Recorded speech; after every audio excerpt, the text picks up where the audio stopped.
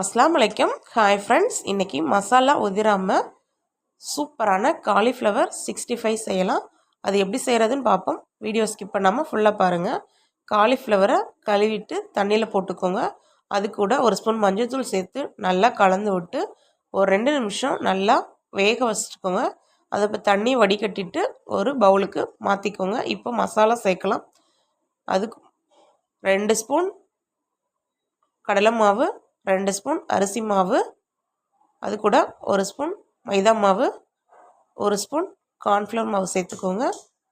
இது கூடவே இஞ்சி பூண்டு பேஸ்ட்டு 1 ஸ்பூன் சேர்த்துக்கோங்க. தயிர் 1 ஸ்பூன் சேர்த்துக்கோங்க.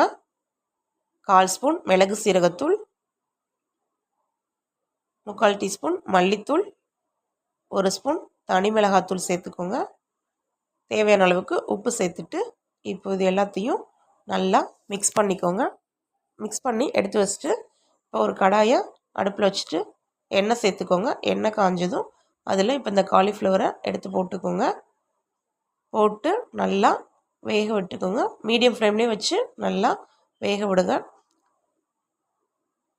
நல்லா மொறு மொறுன்னு வெந்ததுக்கப்புறம் எடுத்து வச்சுக்கோங்க.